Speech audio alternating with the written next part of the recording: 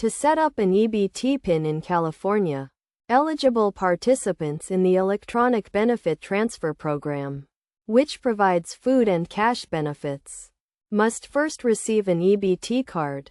This card can be used at various online vendors, including Amazon and Walmart, similar to a debit card.